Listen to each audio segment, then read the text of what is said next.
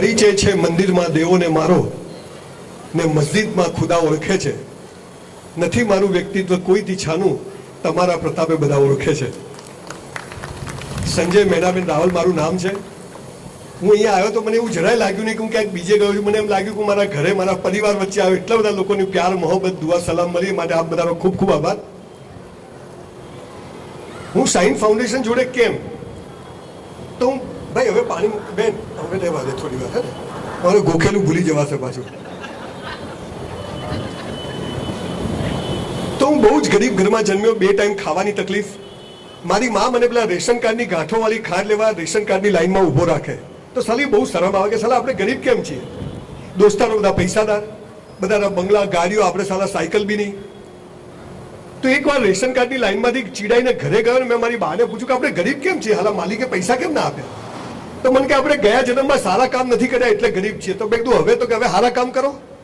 તો આગળ પાછળ તો ખબર પડી નહીં, પણ સારા કામ ચાલુ કર્યા. અને રહેવા માટે ઘર નતું, સંડાસ બાથરૂમ નથી. હમણાં 160 બંગલાની સ્કીમ લોકો માટે પૂરી કરી.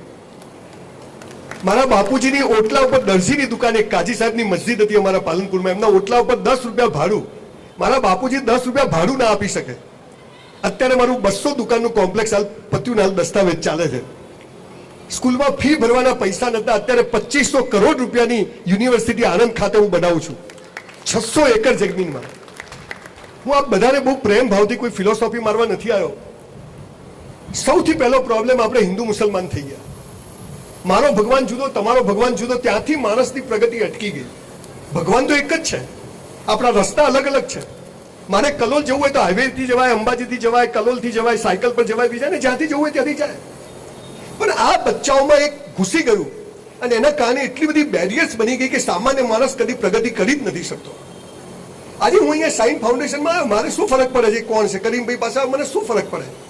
આ સમજ કે માલિકે તો કાયનાત આખી એને બનાવી છે અને એક કણ જેટલી જગ્યા નથી જ્યાં ના હોય તો આ ઝઘડા શેના, ફસાદ શેની. એટલે આપણે સૌએ એક ઈશ્વર છે, એના આપણે બધા સંતાનો છીએ. આપણા રસ્તા અલગ અલગ છે, આપણી સોચ અલગ અલગ છે, પણ જવાનું છે એક ઈશ્વર પાસે, એક અલ્લાહ પાસે. તમે જે અલ્લાહ કહો છો એને હું શંકર કહું છું, ફરક કશો નથી. અહીંથી માણસની પ્રગતિ અટકી ગઈ. અમારા મા બાપે અમને બહુ મોટી દ્રષ્ટિ આપી. મારા મા બાપ સ્કૂલ નતા ગયા પણ એમને અમને સંસ્કારો આપ્યા, સમજ આપી.